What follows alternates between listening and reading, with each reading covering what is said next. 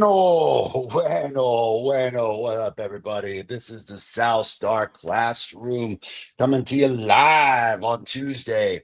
We got, as always, the Beard of Knowledge, my co host, David Castillo. We got the real Dr. Charles Cole in the house.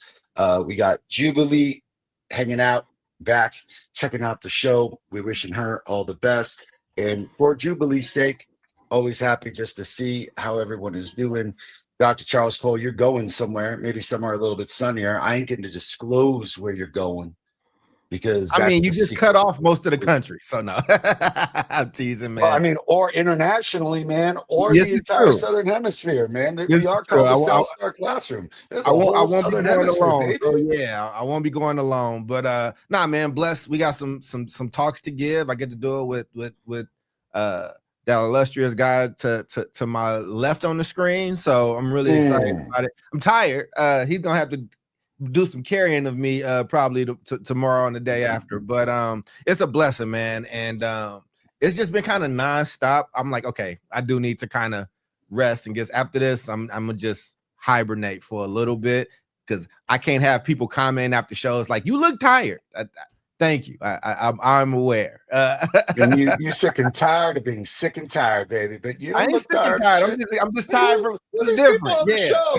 Who are these people on the show jumping in, being like, "You look tired and shit." What kind of that's the commentary we're getting? Damn. We got people that watch. I think they just be concerned, and you know how like when somebody tries to give you a compliment, but it's like, okay, that's thank you. I feel you, but yeah, I'm good. So let me keep smiling, shining. We good. Shining, David, man, what's going on, man? I see you wearing a different hat today. You're a man of different hats, both metaphorically and apparently physically. Got many hats. Everything's good, man. Like Charles said, we got some traveling coming up. Going to be in the different part of the country for the next couple of days for work, and then a little bit of relaxation time as well. So looking forward to that. Miss Jubilee today. We miss you, Jubilee. We'll see you back next week. And other than that, yeah, that's pretty much it. R&R, baby. R&R. I like it, man. Yeah, we're having like haboobs over here in El Paso. I don't know if you're familiar with haboobs, but it is a Arab sandstorm. Yeah, it's a sandstorm typically used for the Middle East, thus the word haboob. But like El Paso is in the desert and the wind is nuts. And then it is like some parts just invisible. And it's not as if like El Paso drivers were already like, quote, safe to begin with. They weren't great before. Yeah. Yeah, man. So you just add lack of visibility and some like sandstorms and some tornadoes and shit, like the mummy's coming through. Gonna check out Brandon Fraser. He's about to take out the mummy. I don't know. That's probably a dated reference for y'all. But it's a little nuts out here, man. Air quality, not even like good to breathe. And I'm just like, shit, are we safe anywhere? We out here on our own, Doc. Fires in California, lasers and shit, hurricanes, sandstorms. Brother, where are we gonna go? Where are we gonna live, man? Minnesota, is that gonna be all right? I mean, you know, I think Minnesota got some nice crisp air. I mean, in the Midwest, we had that derecho. I think we had the show going. I had never been a derecho before. Basically, it's like an inland hurricane type thing. So it sounds like that's kind of similar. Jesus, y'all have it sound like y'all got the same thing just with sand, but yeah, or whatever. That's exactly right. Yeah, that's exactly right, man. Midwest is just flat, so you know, you just get, you know, it was hardcore when it happened though. It was like telephone poles snapping in half type stuff. Yeah, I mean, I live in a place called the Windy City, so you know, when it wants to roar up, it can do it. Oh, Windy City, San Diego. for all you Ron Burgundy fans out there, I can't say what that. I feel embarrassed actually. Sorry, hold on. Oh, in position, in perfect position. In perfect position. We really miss Jubilee because her dog would have been like, "Yo, like, what's up?" Yo, they would have been talking, but you know, they would have had their own show. The dog's got a show. Hey there, man, Chad Martin. Thank you for joining us. Dog show, man. Speaking of shows, gentlemen, we got an interesting show today. Okay. Like, we got an interesting show for our audience. Yeah, we're coming back to diversity, equity, and inclusion, but that is not day. If you're like, God dang it, another diversity, equity, inclusion, I get it. You're Mexican, I get it. You're black. But today, ladies and gentlemen, we're going to be talking a word the doctor uses a lot, agentic. Yeah. Theo loves being agentic, man. And we got an interesting topic today. So if you don't mind, I'm going to lay this out for our audience. And then, gentlemen, as always, just your hot shots coming in. Mm-hmm. What are we talking about today, ladies and gentlemen? We are talking about understanding that there's some interesting work that Donald Trump is doing, particularly when it comes and out of the Department of Education as it relates to diversity, equity, inclusion. So he has announced, Donald Trump, President Donald Trump, ladies and gentlemen, the president of the so-called United States, has announced the launch of, get ready, ndei.ed.gov. Yes, he has made a website, ladies and gentlemen, that allows you, the citizenry of the United States, to report any, quote, illegal DEI practices that are being used specifically within the institutes of education.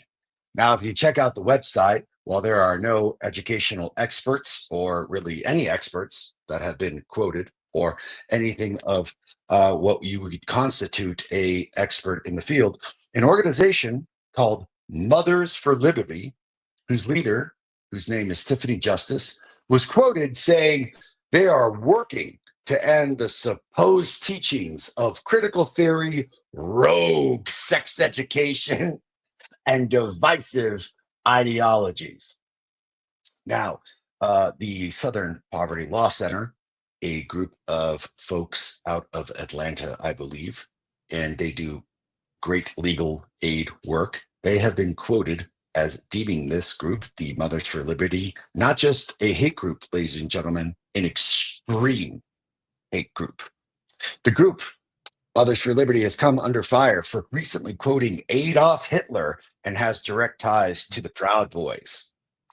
So that is already the start to our day. We are discussing the Mothers of Liberty. So what has been happening, ladies and gentlemen, if you go to ndei.ed.gov, you will see that you can report supposed illegal activities on DEI, and users across the country have been flooding the website and the email DEI a truth at opm.gov by signing up the email and reporting on the website a bunch of newsletters from Scientology, porn websites, and even the Satanic Temple. In fact, one Twitter user fired off this exact complaint, quote, "Hello, I'd like to report a government employee who's engaging in biased hiring practices. Specifically, they are ignoring all measures of skill and merit in favor of hiring people who they believe have been victimized. This is obviously unacceptable. This person even appointed an immigrant, failed businessman with a drug addiction to lead an initiative on government efficiency. My God, all just because he claimed people like him weren't being fairly treated. While this is true that this country has been a long history of discriminating against Nazis, that's no reason they should get special treatment in hiring. Please take action and correct the DEI practices of the Trump administration. Sincerely, concerned citizen."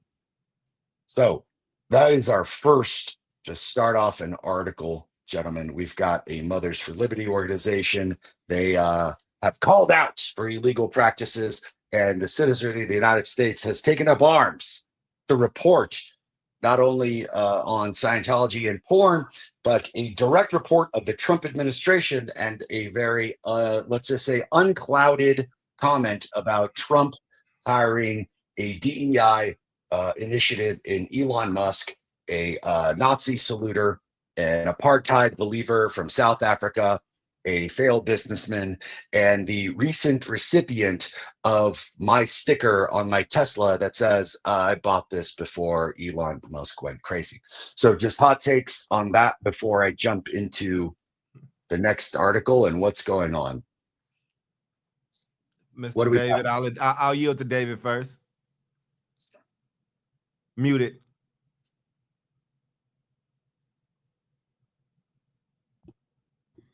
Yeah, I think the moms, I don't know exactly, I haven't like traced back their origin, but I mean, based on what I've seen, the Mothers for Liberty, Moms for Liberty group kind of really took off with the I believe they got very vocal around the COVID school closures, right?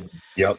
And then people sitting around and then starting to focus on particular aspects of the curriculum that may or may not have been there, and then getting into book bans and getting into quote unquote family values, and even pushing so far to support particular groups that want to see prayer not be allowed, but to be mandated in school, Just right? straight up. Mm-hmm. Yeah, straight up. And so, I mean, and we did do, so we had a gentleman on the show about a year ago, if you remember, from Temecula, California, who was fighting a recall.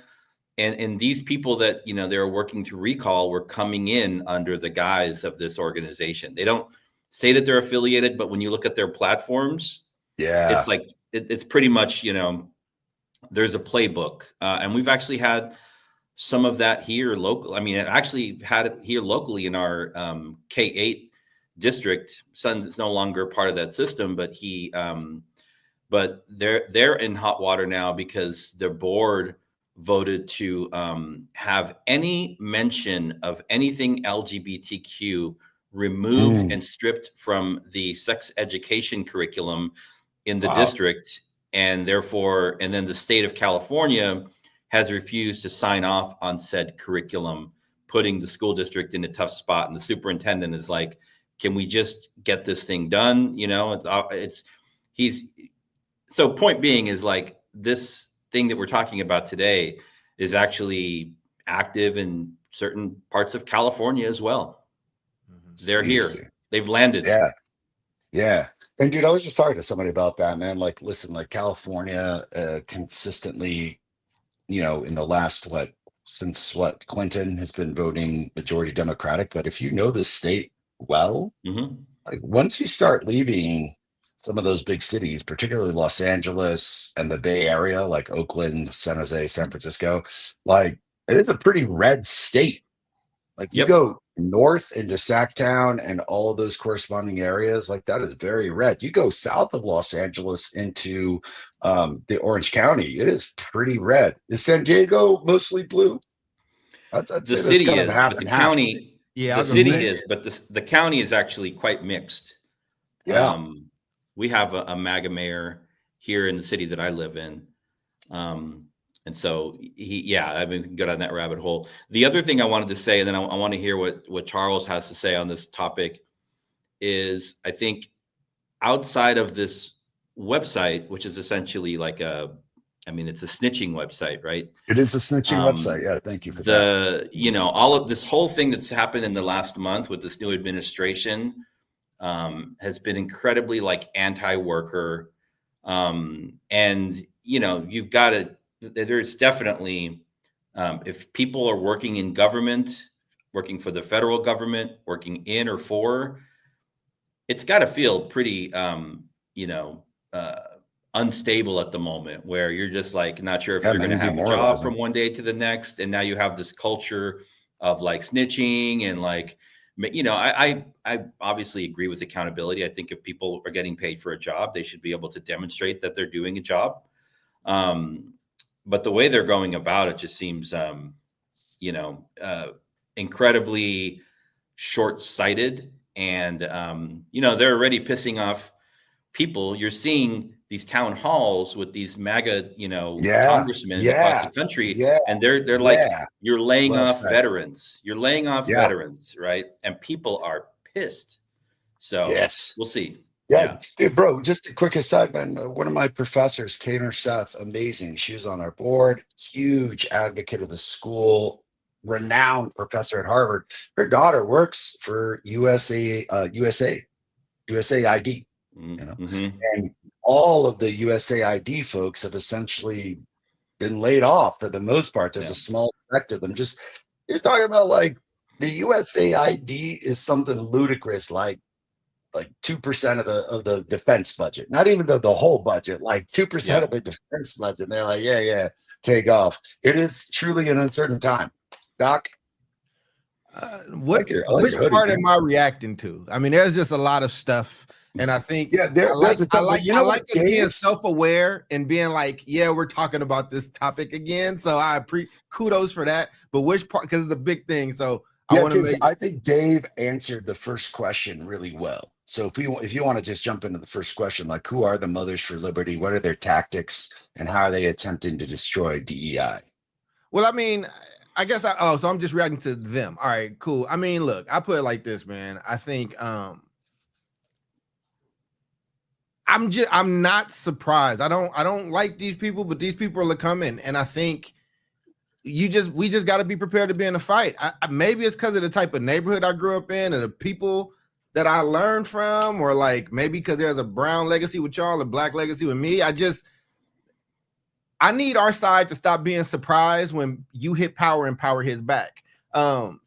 Mothers of Liberty, let's be clear, may not have been in quote unquote like traditional power, like they had a role or whatever. Right, right. White supremacy or whatever, right? But it's a real thing. And when you start to disrupt people's livelihoods and make power structure uncomfortable, and they believe in replacement theory and that things are coming, and I think they got a good reason to believe in replacement theory because numbers are very clear, right? And they're worried about it. And they're trying to figure out a way to absorb Latino, Hispanic into white, the way that they did with Italians and other people. So it's part of a process. I read history a lot, so I think I've read about these things happening. Now, here's the thing: if you overreact to every single thing that they do without having an actual strategy to hit back with meaning and to be focused and to not go on every little breadcrumb trail, but like really have a plan, and I think that's how you kind of deal with it. This. When we did our solo episode, Omar, when we got to nerd out on the politics, when Jube and David were away and the two kids got to play, and we were like, listen, this election matters. Democrats, get it together because there are going to be very real consequences. You're not going to shame people into doing whatever you need them to do. You're not going to, this whole shaming, overall moral arcing strategy that my party has been doing just has not worked. And these are the results of it. This side is emboldened. So what is it like for our side to be emboldened? And I don't mean just being flippant. I don't mean just who can have the best clips online and say this or say that. Like, what is your real, true, like organizing tactics? And also, by the way, I'm a person, like I work in education. I've been there. People are asking about the Department of Education, whether that stays or goes. I never loved the traditional educational apparatus that teaches us and our people. When we talk about what they're trying to take out of this thing, you fight that here, but also you have plans down here. What does that mean? In your community, where are the educational hubs where you can get true education on what needs to happen? Empires will never allow a formal education to take down said empire. So whether it's the LGBTQ issues that you care about, or me caring about true Black history and our role in building this country, or Mexicans want to know like exactly how did Mexico become Mexico and what was that? You're never going to get that true story. Never gonna get it. This is why I respect when I go and there's a Chinatown in every major city I go. I respect how they educate there. They're part of a system, but they also have their own system running concurrently with it. And I think that we have to kind of get to that place. I hear myself, and I know I'm a broken record on this stuff, but like when you're in a fight and you punch somebody, they punch you back. So I think our side has been used to saying things and been able to do things. And then now you got somebody that's actively organizing against you. They're having a little bit of success. This didn't start with Moms of Liberty. A long time ago, there was this little uprising by these people. It wasn't the coffee party. It wasn't the soda party. It was the tea party. And the Tea Party laid a very firm groundwork. And that's how you build movements. Movements don't happen in 1 year, 5 years. They happen over 500 years. And I think that, they happen over 50 years. And so we have to have the discipline and the foresight and the patience and the accuracy to actually not just want to get attention and protest or fight for the sake of it, but what do we actually want to see? And then that is how you get rid of these type of groups. But Moms of Liberty is but a piece of a larger plan and strategy that's rolling out. That's been happening for the last 20 or 12 years, however long ago when the Tea Party popped up. Forgive my inaccuracy. So that's so when I know my people, I talk to my people all the time. I was just talking to Chris Stewart from 8 Black Hands, who also got on my head. You are formally invited, Chris. He said we never formally invited him. So Chris Stewart, you are the guys want you here. He likes to give me shit. He's like, I invite you to my show, and we had a show together, and you've never invited me to the South Star. So all of us want you here. You can definitely come through. But I think that we have to have our actual own strategy. And at the same time of trying to fix this system, what are we doing on the lower current? How are we making sure that there are no gaps in that meantime? How do we make sure that young brown kids are sitting at the feet of a David Castillo and learning about who they are and learning about who he is and how he got to that place? So, that probably wasn't the best answer, but I've just been hearing so much about it. And it felt like I've been hearing us whine more than like strategize and be annoyed enough to actually do something. And that's why my demeanor is what it is on the topic. Hell yeah, man! Listen, Mama Toya actually foreshadowing the next article and the next part of the show, which is pretty badass. We're going to talk about grandparents for truth, and Grandmas for Liberty or literacy, pretty close to grandparents. Well, Grandmas for Literacy is the one she started. I went and spoke with them. Yeah, I went and spoke with them. Yeah, it's really dope. She just congratulations. She's a part of this family. Toya told me this weekend. She was so excited. I missed her call, but she was excited. She has passed her first class around the science of reading. So now she's going to try to go and learn more about the science of reading, get whatever certification she needs, and teach grandparents how to actually teach kids how to read on their own. That's badass, man. That's what's up. That's how you build agency in your community. Yep. That's what's up, man. So Doc, you mentioned something, and I think this is just my hot take on this particular part of the show about Mothers for Liberty. Is it Mothers for Liberty? Yeah. Which is, for our audience, I feel like the left is whining, complaining, and bitching instead of organizing. And I don't even know if they know how to organize. So I've talked to highly liberal individuals who never read Saul Alinsky, who mock openly Marshall Gans. And I'm like, you don't even know who he is. You don't even know what he's done. Like, oh, he's this Harvard professor. He hasn't done anything. I was like, yeah, he organized the entirety of the United Farm Workers, but I guess you don't read, so you don't know such things.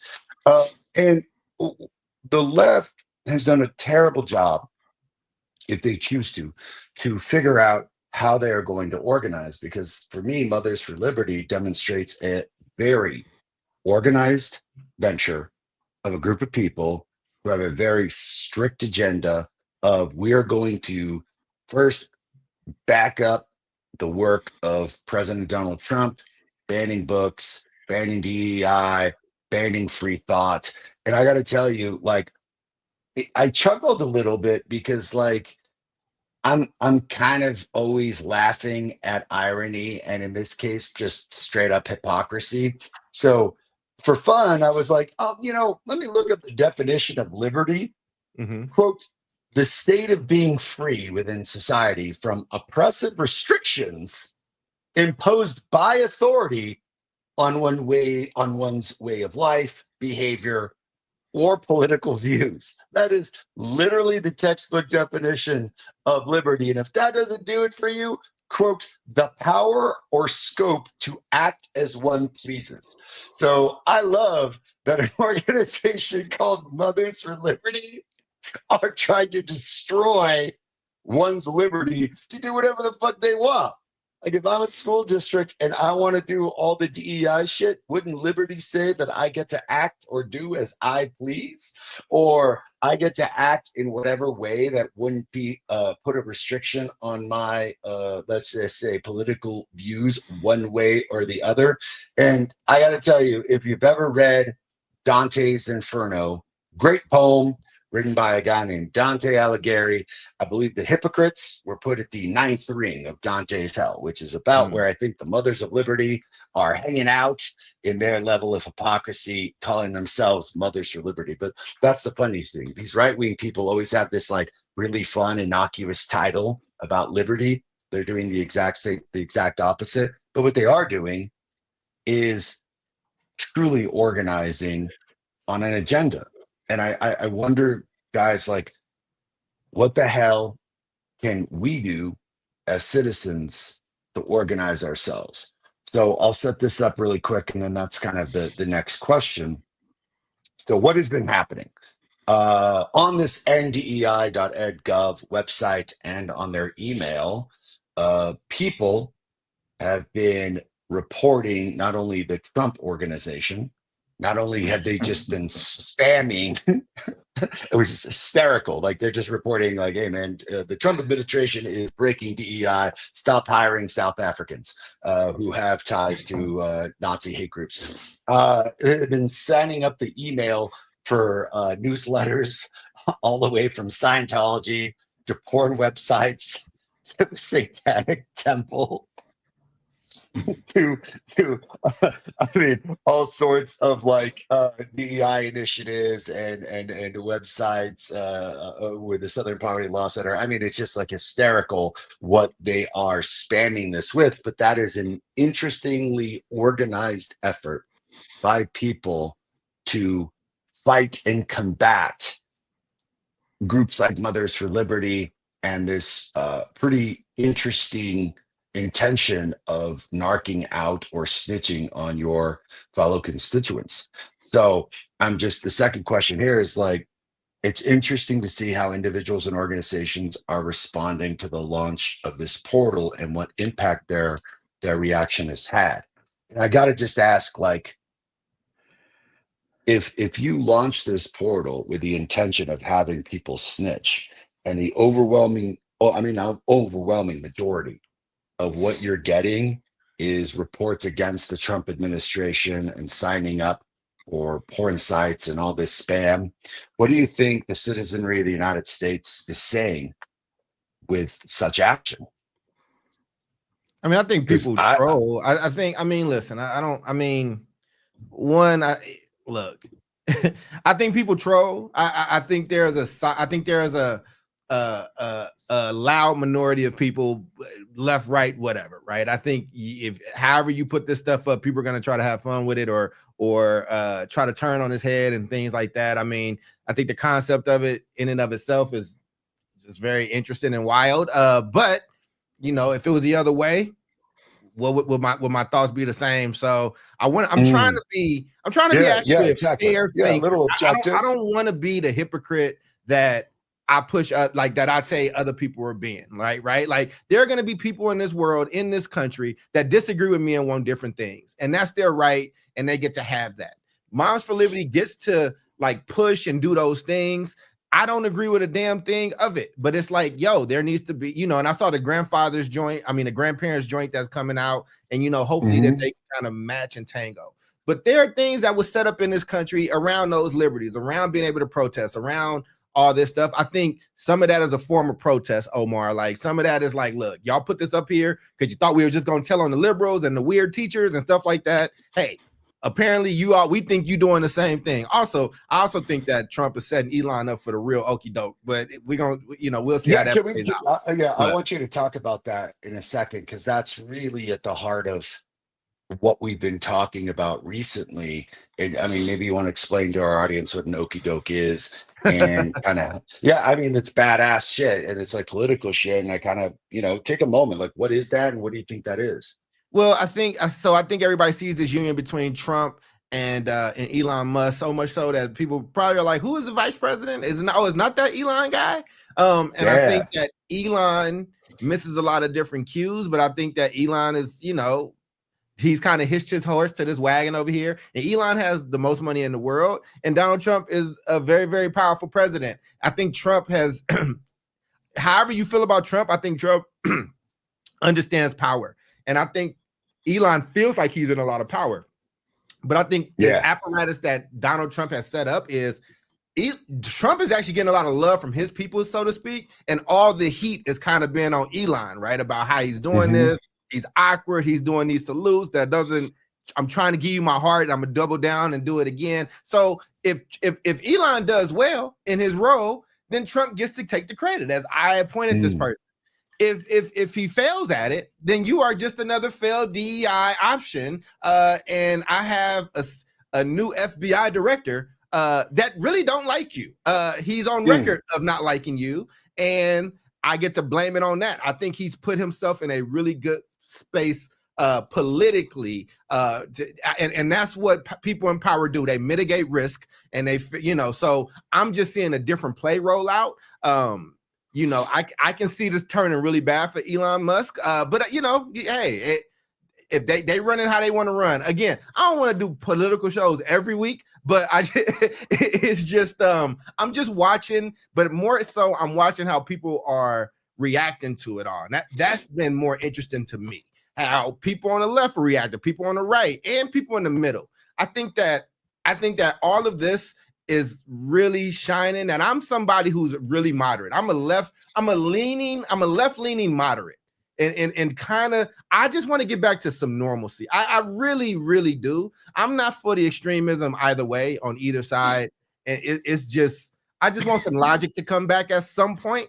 And I'm trying to ride out this storm, but do what I need to do in the meantime. So I don't want to take up too much of the show, but that's because every conversation is about these things and all these feelings and emotions. And it's just like, I hear you. So what you doing?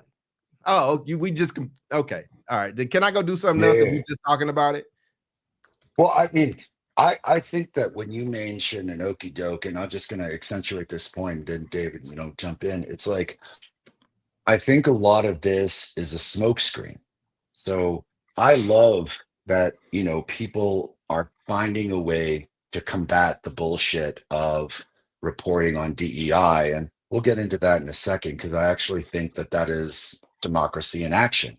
Like, hey man, you get to assert your voice and assert a protest even in a digital format, but I feel like it's a huge smokescreen for some of the more nefarious things that this administration is trying to do.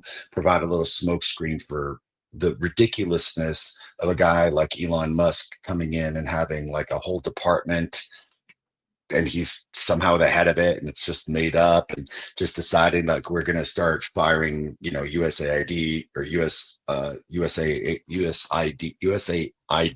we got folks and education folks, right? And I just think like I think it's like, hey, look over here so that you don't see the stuff that we're doing over here. And I'm wondering like if the fight is the right fight, despite the fact that like it's still kind of funny that like that site is getting spammed. David, I don't know, man. What do you think? On what particular piece? I mean, I think, I don't know if we, well, you gave the definition for liberty, right? Mm-hmm. And I do want to stay grounded. I think it's very easy to get into this like kind of response mode about, all these things that are happening. And then you have to understand like how much control do we actually have in this situation, especially with the pace at which things are happening. But I do think, I looked up this other liberty-minded group. And it has me thinking about the actual word. Your definition has me thinking about the word liberty. And when I look back at not just the Moms for Liberty, but like this particular new rebranding of liberty that's coming out of this new like Trump MAGA world. Yeah. The first part of it, I get, like liberty is liberty. And it's a very basic concept, right? The challenge is that with groups like Moms for Liberty, or even, even like people like Elon Musk, or people like Joe Rogan, or people like Donald Trump, or, all, the mouthpieces of the right. The second part is where it becomes a problem, because they want to live and die by the sword of liberty, but then they tell you how you should practice, right, and what you should believe. When in reality, like, if you really want to, like, take for instance, like, education, if you really want to have, we should really have a free and an open room for dialogue that includes an inclusive curriculum, right? Nobody's telling you what to believe. I think if you have a robust curriculum, you're giving young people, the full kind of set of information and knowledge, right? Some people aren't going to like this part of it. Some people are going to like this part. And then you allow young people to make meaning of it and make their minds up. The issue here is that these groups are coming in under the guise of, standing for liberty. And then, like I said, then they tell you what to think. And that's Right. not liberty. That is so far from liberty. They might as well just tell you what to think, because true liberty is true liberty.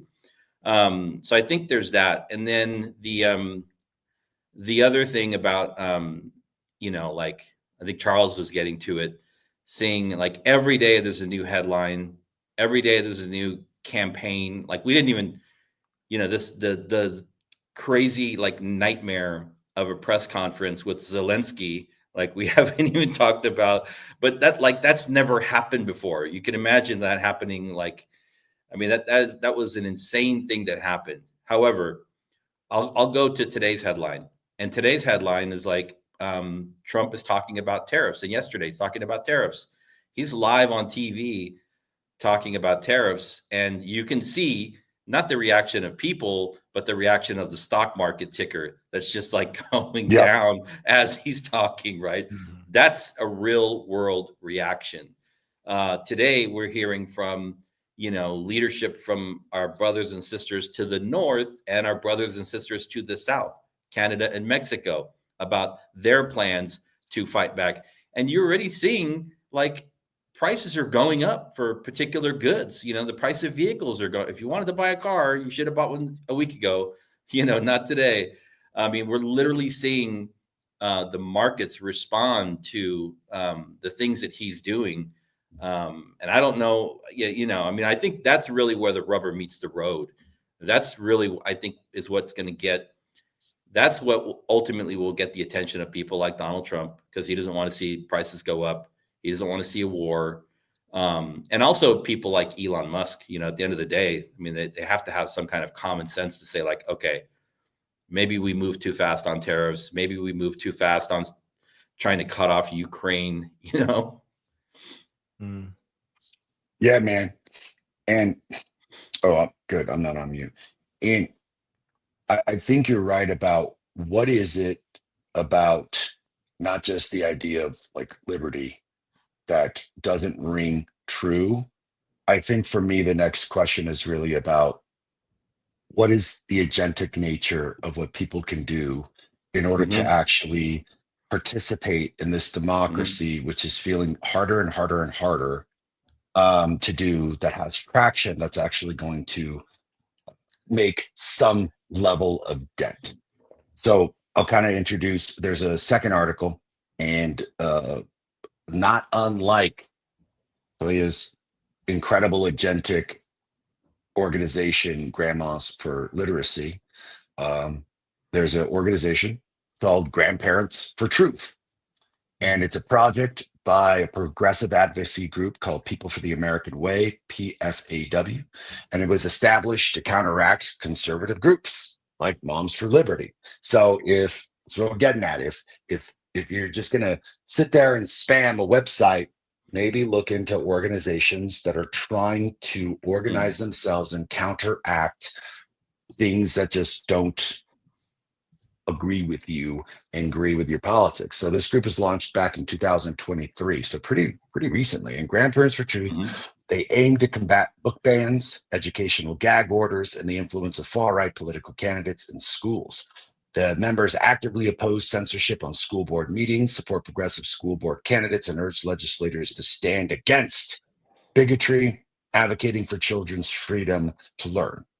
So, given the fact that you've got an organization to counter an organization like Grandparents for Truth, how do you think that this is a good example of how people can have some level of agency in an otherwise pretty unpredictable campaign? So if David Castillo and Dr. Charles Cole were to tell our audience, here's 3 things that I would do to participate in this democracy in the current day, finding out advocacy groups that matter to you specifically within education could be one. What would you tell our audience about some agency that they can have in combating policies that they would otherwise deem counterproductive or not filled with liberty? I'll go ahead, David, if you want. I want to. Yeah. I mean, I think number one is get involved, right? There are groups that, you know, like I didn't even know about the People for the American Way, and about this this group, Omar, until this show. So I mean, there's ways to, like, you know, get involved, get active, whether that be through like making donations or actually, you know, getting involved in their campaigns, right? So like getting out in the streets, right? Getting involved, getting connected to organizations. I think the other thing that people can do, and it's already started, like once the election came and went on whatever it was, November 5th, you know, we immediately turn the corner and focus on the midterms, which are in 2 years. Yeah. Right. So we actually have a brand new like election cycle that's already firing up across this country. And so there are ways for people to get involved with directly with campaigns or with their political party. Right. So like roll your sleeves up, get involved, do some phone banking, you know, whatever it is. There are like what would you say? Low-hanging fruit. Low-hanging fruit and like low barriers to entry for a lot of these activities. You don't have to be a skilled political organizer to, like, you know, work a phone bank or whatever it might be. And I think these things are good too, because then you know, especially during times like this, then you can kind of surround yourself with, you know, people that maybe, you know, have similar views to you, right? So you tend to be less isolated.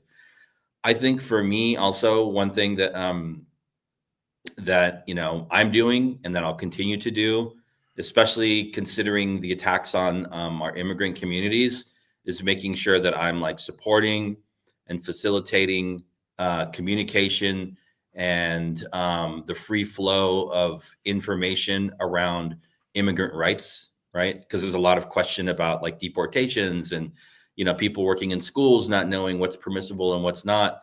So making sure that, you know, vulnerable communities are getting the information that they need, you know, to make sure that they are able to keep themselves and their families safe. And then the last thing is, it's very interesting with this website that you put on, this NDEI. You know, I was thinking about one other thing that you can do is just stay focused on the things that we know really matter. Like, we're an education podcast. We talk about, you know, what's the core fundamental unit of measurement that we talk about? It's like reading, right? It's literacy.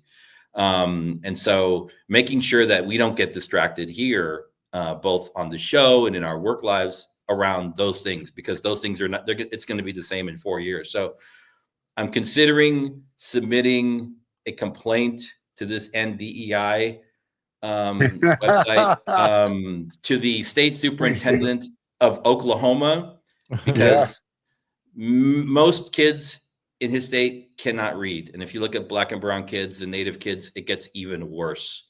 So he is actually practicing this kind of illegal discriminatory practices at official public institutions of learning in the state of Oklahoma. So I will be filing a complaint.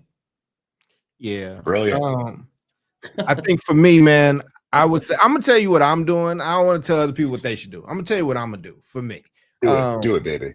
I think, well, I think more just thinking globally and acting locally. And I know that that's very cliche, but I think it's like, you know, my own house needs its own cleaning. Like I just went back home to Oakland last week, and I mean, I didn't know that the problem could even the homeless stuff could get even worse than what it was. And yeah, dude, did you see it?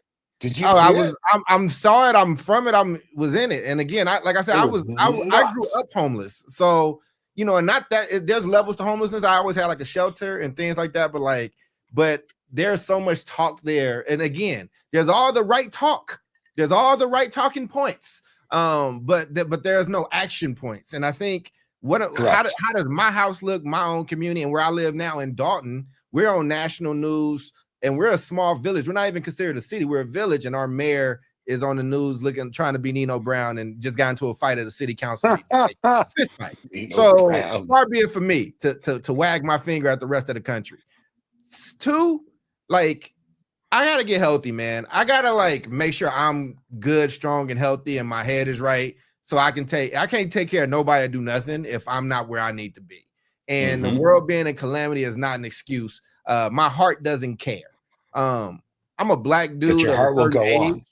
Yeah, I'm a black dude of a certain age, and y'all are brown men of a certain age. And we're at the ages where friends, colleagues, and people we know just start dropping dead, especially men. We just drop dead and die.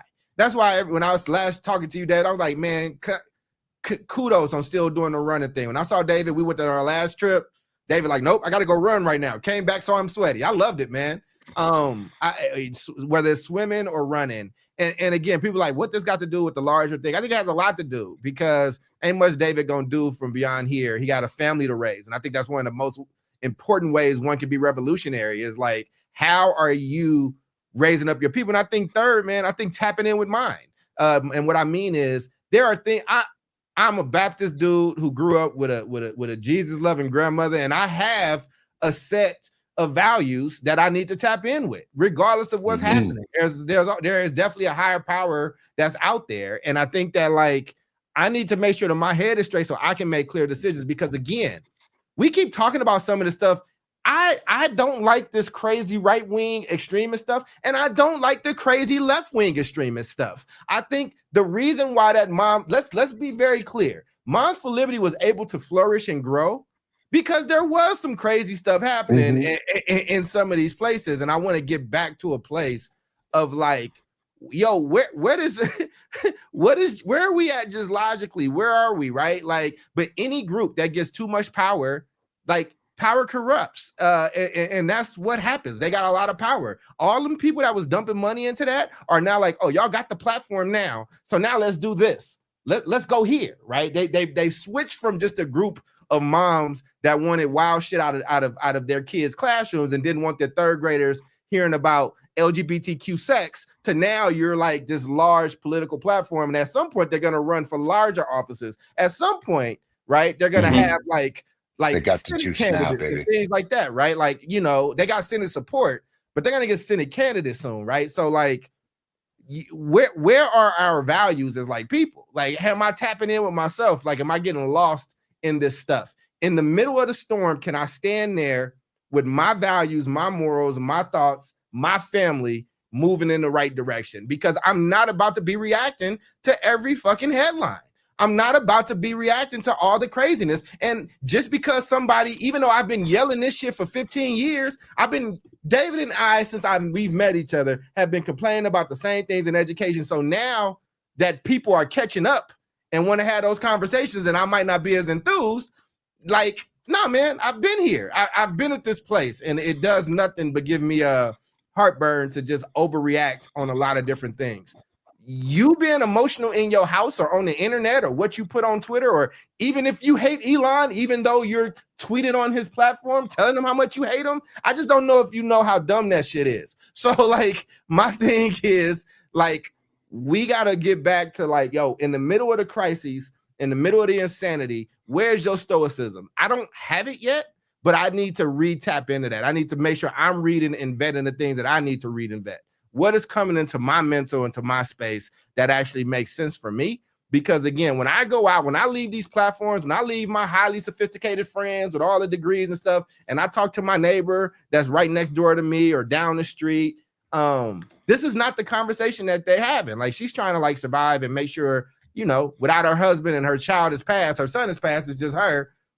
It makes me, it grounds me to like connect with her and see how precious life is and like enjoy my time with this 80-something-year-old lady who was a bus driver until last year, and just enjoying that time. And I'm ready to grow vegetables with that woman again. You know what I'm saying? So that's not the best answer, but that's just where I'm focusing. I cannot be part of the rat race of just like overreacting both ways with no action there. It's a fool's errand that I can't partake in. Not that way. I have to do something that feels meaningful to me and that actually is going to impact the people that I love and care about.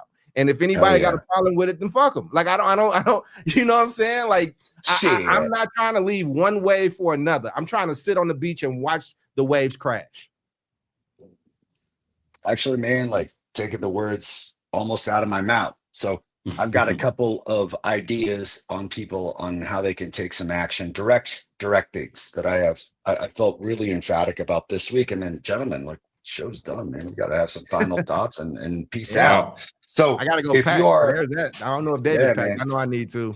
No, not yet. And then we got to talk about Oakland in a second. So if you are an audience member and you're wondering, what are some things that I can do, like real action steps? The reason that I brought this whole thing up is that there are really well organized people like Mothers for Liberty that are garnering the president's attention, that are garnering people's attention across the country. And then, dude, you see it right here. They organized a whole website to basically snitch on DEI initiatives and a whole email. And like, that's some activated work. Now, granted, I found it both comedic and interesting that the backlash against such was enormous, which constitutes the fact that I think there's a lot of Americans that have a radical disagreement with the way that this administration is running. So if you are one of those people that disagrees, yeah, you can go off rogue on the internet and send a bunch of spam, or look into organizations like Grandparents for Truth. Look into organizations like the Lincoln Project. Look into organizations like Indivisible. Look into organizations like called Americans Against the Trump Action Network. Like, that couldn't be more obvious than just Google, like, I don't like Trump. All right, the Americans Against Trump Action Network, or even like the People for the American Way. What I'm saying is, you don't have to feel isolated and alone. There are organized groups that are advocating for the same things that you're advocating and trying to get a critical mass of people to do things in an organized way, like help support, as Mama Toya said, school board elections, like help support counter efforts. But if you're just going to go at it alone, you're not going to get very far. It's really important to organize yourselves in the same way that these Mothers for Liberty are organizing. Doc said this really, really well, and so did David. So my second point is, hey, first point, join a group. Second point, you've got to, I can't be more opinioned about this. When I mean educate yourself on what's going on in the world, do not tune into the news. They're not going to tell you shit that is worthwhile. MSNBC ain't going to tell you shit. CNN ain't going to tell you shit. You think they're telling you things? They're not telling you anything that's other than what's going to garner fear, make you afraid, and make you keep watching. And Fox is the same shit. I think all mainstream news, sadly, has just absolutely destroyed the intention of news, which is to inform a public so that they can make critical decisions about this democracy. You need to go in and read. You need to go in and watch some videos that are not done by mainstream news. You've got to be able to educate yourself, and that includes stop watching the news. for God's sakes, don't ever think that anything on social media has any validity whatsoever. It is all horseshit. Do not take a story on Facebook, Instagram, TikTok. What is that weird Snapchat shit? Yeah. Like, don't take any of Mm-hmm. that stuff literally. And in fact, man, like, I'd really advocate our audience to stop going onto those platforms for the most part. Yeah, how many hours are y'all spending on social media, man? Like, I've been trying to do a huge cleanse. This past week, I've spent, I think, less than 5 minutes all week on any kind of social media whatsoever. Like, you're not going to find the truth there. So you kind of need to do deeper seeking of truth. But as Doc really well said, man, my third is self-actualization. Man, take care of yourself, exercise, take care of your heart, do some meditation, learn about spiritual work, learn about some of that inner work, try to root out some of that trauma, because the more you become self-actualized, the more you start seeing the truth, the less you start fearing, and the more you feel empowered to do something versus feeling like everything's just happening to you. So those three things I would advocate for our audience. This is how to take action in a weird, brave new world. That, gentlemen, I don't know what's going to happen in the next 5 years. I do not have positive thoughts of what may happen in the next 5 years. But we got closing. Let's close the statements, gentlemen. How would you like to I close get this out the way out? and Not clear the David. deck for you, David. I think you've been on fire, so let me get out the way. I think I think there's been things that I've lived through in my life. I think that you know, there's always things always have a potential to go terribly wrong. If you read history, like if you know, there's a Pompey and there's a Rome, and they ruled when they ruled, and then they fell. I don't want to be alive for the fall of the United States. It's very possible, but at the end of the day, like, you know, I'm taking these things in stride and doing my part. Like you said, Omar, be a citizen. You have things that you can do as a citizen. Show up to a school board meeting, show up to a city council meeting, you know, do your part. But also, like, where are you? Like, do you know the stuff that you're talking about, or are you just looking for other things that agree with your emotions in the moment? I would challenge us to not do that. I try to read as much as I don't want to be influenced by either of these super hyper camps. Either way, I got to know what they're talking about and kind of compare. But, like, you know, we got to get back to like a common truth on some things. And so be you know, take care of yourselves, like you said. And yeah, man, we can talk about these things if people want. I'm down for it. But when I ask you what you're doing, you know, don't talk like you got all the power in the world, but then you don't exercise the agency that you have in this country. That's one of the things about it here, is that you can say stuff, you can organize the same way they organized and did all that stuff. You can do it on your own. Now, let me let you know something. When you're good at organizing, you do become a target. So understand that there are things that come with that. Read up on your favorite organizers, right? And there are trade-offs in everything in life. But I love where we are, in the sense that we get to do this type of show and have these type of conversations, because there are a lot of places in this world that cannot do it. Like, they can't do it. I've traveled to and been in some of those places. They cannot do it. So, you know, I just wanted to just leave with that, and you know, keep working for that justice, baby. Yeah. Don't want to repeat anything. I think the only thing I would add is, yeah, I think, you know, if people are heavy users of social media, definitely find a way to step back from that. I've actually shut down a couple of my key accounts, and I haven't missed it. So that's been very helpful. I think in terms of, you know, how to navigate through this time, of course, you know, yeah, self-care, taking care of yourself, making sure that your body and your mind are healthy is absolutely key. I think getting involved, you know, getting active, connecting with, you know, other members of, you know, your local community, joining a campaign, those things matter. I think the most important thing, though, is, especially during times of change like this, and I agree, Omar, it's going to definitely get a lot crazier in the next couple of weeks and months and couple of years, right? And so people need to be prepared for that. But again, for me, the most important thing is, like, identifying, like, what and everybody has their own kind of non-negotiables. So like, what are your own personal values? You know, you pick up values from your community, you pick up values from your family members, you pick up values, just based on the interactions that you have with people in your own history. So get reestablished with your values, with your core values, the way that you see yourself in the world that you see the world, and stick with those things, right? Those are your principles. Those are not going to change, right? Focus on building, not just in terms of like a campaign, but like, is the energy I'm putting out constructive, right? Because a lot of the energy that we're seeing put out now, including that snitching website, and what we're seeing from this new the new Republican Party, is all fear-based, right? They're trying to scare people, and it's working.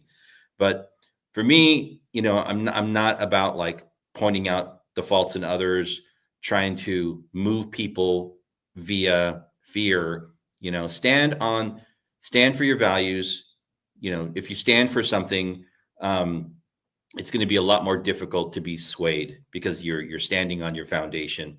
And so for me, I think that's kind of like my litmus test. When I see these new campaigns, I'm like, oh, very easily I can see they're trying to scare people, right? They don't actually, it's like they don't actually stand for something, right? And you can tell that. So I think, whether that's as an individual, with your family and your community, just take the time to get grounded. And that's always helped me through times like this, when we're definitely going to be going through lots of change. And the last thing I would say is the country divided? Absolutely. But, we've been through these times before. I think Charles was alluding to it. There was a time not too long ago in the history of this country where, people would take up arms and literally walk thousands of miles, to another part of the country, just to find like Confederate soldiers to like kill them based on some kind of a war that they may not have really understood, right? That was real division, right? And we're not doing that today. We might be sparring on social media or sparring at the barbershop or on the street corner, but I think there's actually the division is probably a lot more superficial now than it historically has been. So that's another important thing to keep in mind. I'm not gonna leave my home and walk for thousands of miles to another part of the country to attack somebody. Come on now. Shit. I mean, I will say this, Might man. take a plane. I'm a little worried about California these days, man. Like, there's a lot of stuff going on in California, bro. Fires, craziness. I was taking the BART train from Oakland Airport to San Francisco, and Doc, holy shit. Like, Yeah. all that area, man, like basically like Fruitville Station after the Coliseum, like it is colonies and colonies of homeless folks. I've never seen anything like that. And I mean, and they look like the favelas in Brazil. And therein lies the truth is there are some serious issues going on here, folks. We've got serious issues when it comes to homelessness, when it comes to infrastructure, when it comes to the middle class, when it comes to democracy. And I want our citizenry to participate, but I also want our citizenry to be very well acquainted with the idea that like smoke and mirrors is a real thing. And the reason I brought this whole diversity, equity, and inclusion thing up today isn't just because I thought it was interesting and funny and really had some level of agentic nature to it, in that people can activate themselves to do something even when they feel that they can't. It's really about educate yourself on what's really going on right now. What is really going on with our financial institutions? What is really going on with our manufacturing institutions? Like, Trump sat here and promised like jobs, and that promise was full of shit. Like, inflation's only gone up. The stock market is tanking on a result of tariffs that have never worked ever since like William McKinley. And it's really important, I think, for citizenry not only to have an agentic nature, have a plan, but also understand like, what is this group of people really trying to do? What is Mothers for Liberty really trying to do? And how do we organize ourselves to help each other out, and maybe even join other organizations that are in the same fight? So on that note, we are done, ladies and gentlemen. On behalf of co-host David Castillo, On behalf of co-host Dr. Charles Cole, we are the South Star Classroom. We're here every Tuesday. Please write to us. Let us know what's on your mind. Participate. Join in the chat, and we will see you, as Doc says, same bat time, same bat channel next week. Peace. Jubilee, we love you. We miss you. Love you, Jube. Chris, you are invited. And Toya, when you're ready, we'll have you on as a guest to talk about your group.